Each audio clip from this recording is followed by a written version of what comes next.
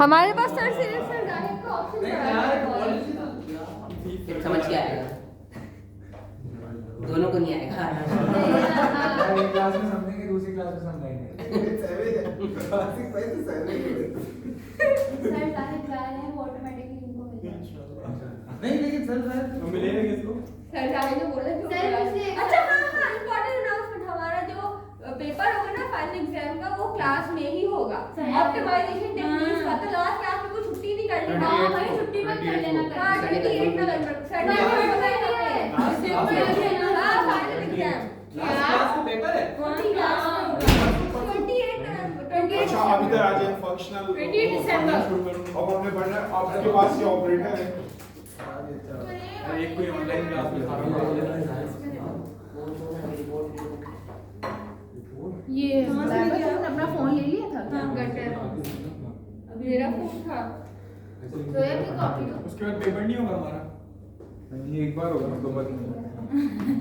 एक बार दे दे। नहीं वो उस दिन क्लास में भी बात करी, आधा पेपर हम इधर कर लेंगे, फिर आधा फाइनल में करेंगे, कुछ ऐसे भी चक्कर चल रहा है। तुम्हारे पागल है हेडिंग क्लास दो बार पढ़े हम लोग, पागल लगते हैं तुमको। ठीक है, तो अब इसमें फंक्शनल आपके पास क्या होता है, तो अभी आप ऑपरेटर पढ़ रहे हैं। तो ऑपरेटर आपके पास क्या होते हैं, दो वेक्टर स्पेस के दरमियान आपके पास कोई ट्रांसफॉर्मेशन होती है, जैसे फ्रॉम x टू y है। इसमें आपके पास जो फील्ड है वो k है। तो अगर आपके पास एक ऐसा ऑपरेटर हो, ये किसका फोन है? आगे करार which is from x to field k, functional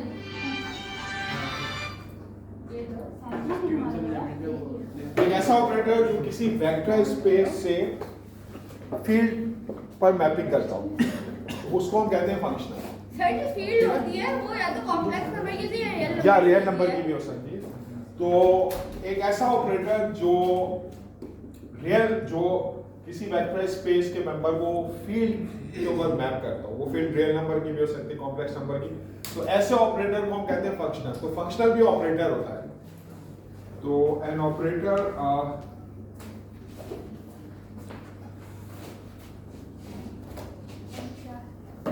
from a vector space to field K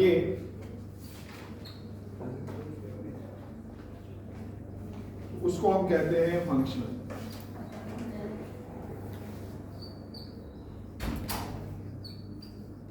तो ऑपरेटर को हम आमतौर पर टी से डिनोट करते हैं, लेकिन फंक्शनल के लिए हम वही जो फंक्शन के नोटेशन होती है स्मॉल f यूज करते हैं। तो इसको इस तरह लिखेंगे, f जो है आपके पास ये फ्रॉम क्या जूम करके देखो x to k है। तो ये इसमें भी हो सकता है अगर साथ नहीं बिठाया करो जरा, बिठाया बस में भी नहीं बिठाना कि आपके पास रियल नंबर की लिमिट है, तो ये फंक्शनल होगा फ्रॉम x to r होगा। अगर k जो है वो कॉम्प्लेक्स नंबर की फील्ड है, ठीक है। तो ये आपके पास फंक्शन में सिग्नेचर है। फंक्शन को हम ऐसे डिनोट करेंगे। और जैसे तो आपके पास ट्रांसफॉर्मेशन भी होता है कि आप बगैर पैरेंथेसिस के लिखते हैं, जैसे tx is equal to y, लेकिन फंक्शन में हम पैरेंथेसिस यूज करते हैं।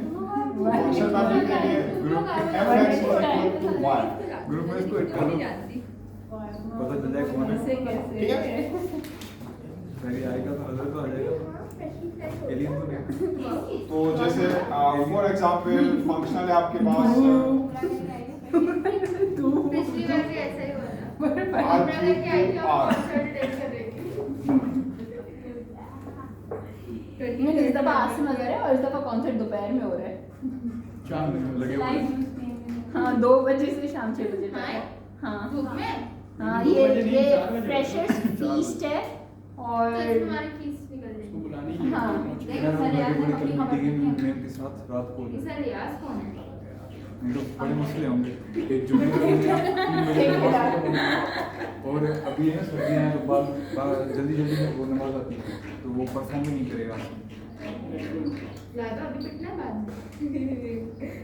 ठीक है, जैसे आपके पास ये एक फंक्शन है from r cube to r, इसमें ये r cube के मेंबर को रियल नंबर के ऊपर मैप कर रहा है। मैंने भी तो जिस ट्रांसफॉर्मेशन में फील्ड के ऊपर ट्रांसफॉर्मेशन होती है उसको हम क्या कहते हैं, फंक्शनल। तो ये भी ऑपरेटर है आपके पास, लेकिन ये फ्रॉम x टू r हो जाएगा या x टू k होता है, यहाँ पे x की जगह r क्यूब है। तो x आपके पास r क्यूब का कोई भी मेंबर है, जैसे x1 x2 x3, और a जो है वो एक फिक्स मेंबर है, इसके कंपोनेंट है a1 a2 a3।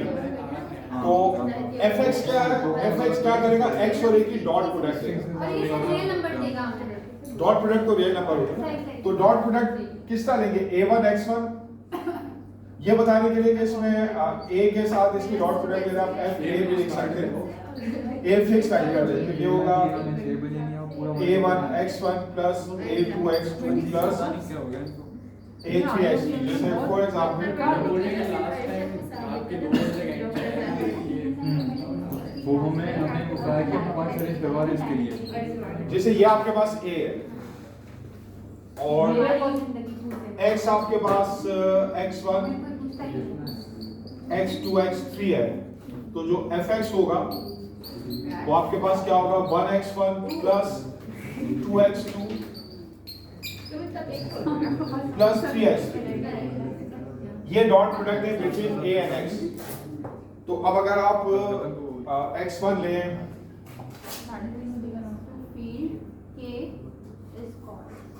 x अगर आपके पास है 1 4 माइनस 3, तो इसके ऊपर अगर आप फंक्शनल को ऑपरेट करोगे तो fx क्या होगा, इसमें x1 1 है, x2 4 है और x3 माइनस 3 है ना, ये क्या हो जाएगा 1 प्लस पहले हम लोग 2x2 8 और 9 2 into 4 और प्लस 3 into माइनस 3। हम लोग फजर के टाइम उठाते हैं। अच्छा है, वहाँ पे सारे ब्रांड्स हैं, तुम्हें जो मर्जी लेने दो। ये आपके पास क्या हो जाएगा 0। नहीं, यहाँ पे नहीं है, यहाँ पे सिफोरा, गुच्ची, डॉल्फिन नहीं उसकी हमारी औकात। ठीक है, इतनी मेरी भी है नहीं। तो अगर आपके पास सारी अच्छी चीज़। लीनियर ऑपरेटर है तो इसी तरह लीनियर फंक्शनल हो गया, ठीक है।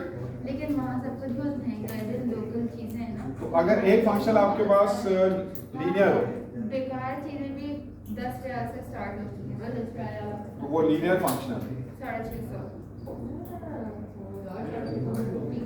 हम जब 2 साल पहले गई थी। तो लीनियर फंक्शनल जैसे ये फ्रॉम x टू r है या x टू k है, तो पहली प्रॉपर्टी क्या होगी, f x1 plus x2 is equal to f x1 plus f x2, ठीक है। तो x1 plus x2 के ऊपर अगर आप फंक्शन अप्लाई करेंगे तो वो डिस्ट्रीब्यूट हो जाएगा जिस तरह लीनियर ट्रांसफॉर्मेशन में होता है। और दूसरा आपके पास क्या होगा, f ऑफ अल्फा x यहाँ महंगाई ज़्यादा है, वहाँ पर कन्वर्ट करने लग गए तो हो गया अल्फा fx, ठीक है ना। तो यहाँ पे अल्फा जो है वो फील्ड से बिलोंग करेगा, तो इन दोनों को कंबाइन करके आप इस तरह भी लिख सकते हैं, अगर अल्फा बीटा फील्ड के मेंबर है तो alpha x1 plus beta x2, इसको मैं लीनियर ट्रांसफॉर्मेशन लगाएंगे, ये alpha fx1 plus beta fx2। तो वही आपके पास जो लीनियर ऑपरेटर की प्रॉपर्टीज होती है। तो फंक्शन भी आपके पास ऑपरेटर है, बस क्या फर्क होता है, जो आम ऑपरेटर होते हैं उसमें आपके पास जो है जो आपके पास ट्रांसफॉर्मेशन होती है एक वेक्टर स्पेस से दूसरे वेक्टर स्पेस तक होती है, यानी x टू y होती है।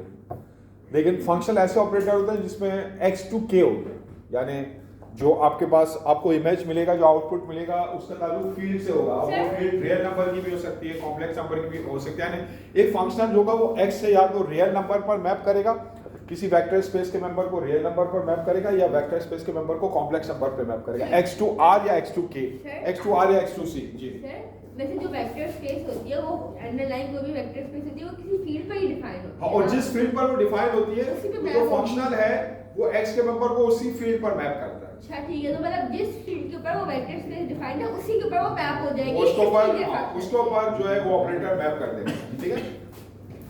तो बस ये फर्क है आपके पास, इसलिए हम इसको खास नाम दे रहे हैं फंक्शन। इसकी नोटेशन वही है जो फंक्शन की होती है, f of x is equal to y में x के ऊपर जब f अप्लाई करेंगे तो हमें y मिलेगा। अब जैसे ये डॉट प्रोडक्ट है भाई, ये फिक्स वेक्टर है कि किसी भी वेक्टर जैसे r क्यूब, हम अगर x ने r क्यूब को r पर आप मैप करते हैं तो आर क्यूब के हर मेंबर के एक फिक्स आर क्यूब के मेंबर ए के साथ एक फिक्स फैक्टर के साथ अगर आप डॉट प्रोडक्ट में एक्स डॉट ए तो इससे आपको एक रियल नंबर मिलेगा, ठीक है ना, जैसे ये एग्जांपल है। तो ऐसे फंक्शनल जो लीनियर हो गया ना, जिनमें ये दो प्रॉपर्टी यानी जो वेक्टर स्पेस की स्ट्रक्चर को बरकरार रखते हो, इनको कंबाइन करके ये भी लिख सकते हैं आप।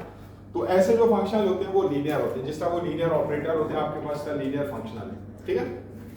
तो इसी तरह जो है आपके पास नल स्पेस होगी फंक्शनल की एनएफ किस तरह डिफाइन करेंगे कि जो आपके पास डोमेन में ये x डोमेन से ऐसे मेंबर जो मैप हो जीरो पर, यानी जीरो स्केलर पर fx0, ठीक है। तो जो मेंबर जीरो पर मैप होंगे वो इसकी नल स्पेस होगी फंक्शनल की। अगर आप फंक्शन को दिखाना चाहिए x2 k है तो ये x है और ये आपके पास k है, तो यहाँ पे जैसे नल स्पेस से ये सारी जो है इसके जीरो वेक्टर पर मैप होगी, ये जो होगी आपके पास इसकी नल स्पेस होगी, null space of the function, ठीक है। सर इसके हर इनपुट पे 0 आएगा। हाँ, हर इनपुट जो है उस पर रिजल्ट जो मिलेगा वो 0 मिलेगा। तो अब जैसे नल स्पेस जिस आप सर मतलब कोई भी वेक्टर स्पेस का एलिमेंट जो है वो फील्ड के ऊपर जाके 0 हो रहा होगा, मैप हो रहा होगा। हाँ, वो फील्ड के 0 स्केलर पर, यानी अगर रियल नंबर है तो 0 रियल नंबर पर मैप होगा, या अगर कॉम्प्लेक्स नंबर है वो भी 0 ही है, यानी वो 0 पर मैप होगा, ठीक है। अच्छा,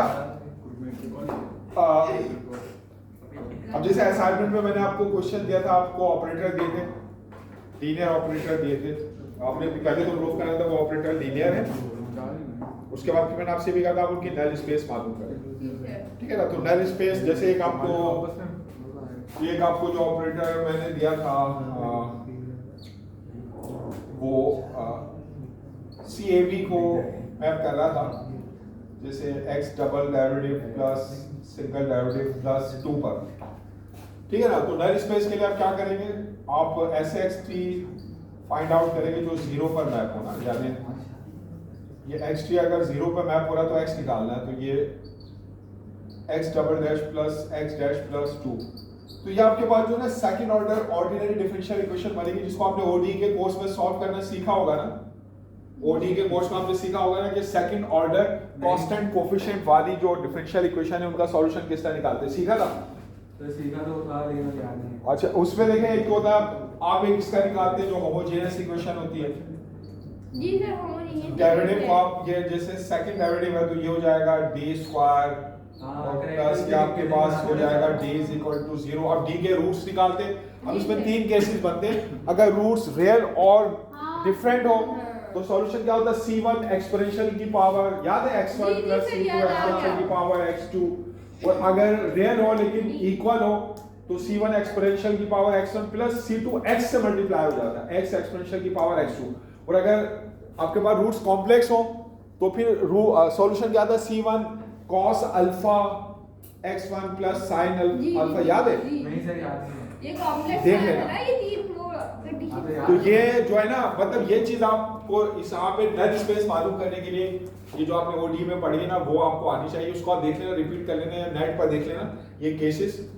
बता आपको ये आना चाहिए जो सेकंड ऑर्डर की ऑर्डिनरी डिफरेंशियल इक्वेशन है, second order ODE with constant coefficient, वो किस तरह सॉल्व होती है, और एक second order with variable coefficient सीखी थी, क्योंकि एक क्वेश्चन मैंने आपको दिया उसमें आपको second order ODE with variable coefficient solve करना होगा। अगर आपने नहीं सीखी है, अगर नहीं सीखी है तो फिर छोड़े, फिर मैं आपको एग्जाम में इस तरह की नहीं दूंगा, उसके फिर आप नल स्पेस नहीं निकालना है, वेरिएबल कोएफिशिएंट वाली जो कांस्टेंट कोएफिशिएंट वाली है ना वो आपने क्योंकि सीखी भी है तो वो आपको सॉल्व करना आनी चाहिए। जो आपके केसेस होते हैं ना डी कैपिटल डी ऑपरेटर में उसको कन्वर्ट करके, पुलिस से याद करके यार। हाँ ये तो आप पहले पढ़ चुके हो ना, तो ये आप इसको रिफ्रेश कर लेना। ODE ऑर्डिनरी डिफरेंशियल इक्वेशन का कोर्स पढ़ा होगा ना जी सर, PDE से पहले, जी सर DE पढ़ा था, तो उसके अंदर ये देख लेना कि सेकंड ऑर्डर आपके पास बुक भी होगी क्रेसिक की, second order ODE with constant coefficient, उसका सॉल्यूशन किस तरह लिखते हैं, फाइनल ईयर में, ठीक है। ये क्योंकि मैंने जो आपको असाइनमेंट में दिया वहां पे आपको इसकी जरूरत पड़ेगी, सही है। तो क्लियर है, यहाँ तक कुछ पूछना है? जी सर कॉपी कर लें हाँ कर ले कॉपी कर। थैंक यू सर सर जैसे हमारे अभी दो कोर्सेज हैं हमारे साथ सर कौन कौन से कोर्सेज हैं? कॉम्बिनेटिक्स और इंट्रोडक्शन टू कंप्यूटिंग चाओ तो वो कौन से दिन है? सर एक है मंडे वेडनेसडे और एक है नहीं बल्कि सर दोनों ट्यूसडे थर्सडे है कॉम्बिनेट्रिक्स है उसके बाद आईटीसी है अच्छा सही है। सुबह में सुबह पहले 9 बजे से नहीं सर सेकंड और थर्ड अच्छा सेकंड और थर्ड हाँ अगर पहले बस आईटीसी में आपकी वो ये लैब आपकी सही मिल जाए वो जी सर लास्ट में बहुत मसला हुआ पहला था। वाला दो तो सही लैब जो है हाँ तो ये उनको आपने बता दिया था ना आईटीसी लैब में होगा। सर उन्होंने नहीं हमने बताया लेकिन सर कंप्यूटिंग है पाइथन है हाँ तो उनको फिर भी क्योंकि इतनी सारी चीजें होती है ना याद नहीं रहता। जी सर वो एक दफा ऑफर हो जाए फिर अगर लैब नहीं शो हुआ तो हम इसको कह देंगे कि ये लैब में कर दें और उसे ऐसे बोलेगा लैब जरा सही हो लैब वही वाली पुरानी वाली में ही कर देंगे आपको तो। ये याद है हाँ कैरेक्टरिस्टिक थोड़ी याद आ रही है यार इसमें 3 टाइप थी ना हाँ रियल रूट्स एंड ये डिफाइन करना है बस हाँ ये याद रखना है ये आप इसको रिफ्रेश कर लेना ये आपने पढ़ा हुआ है। सर ऑफ हो सर छुट्टी हाँ छुट्टी अब उनके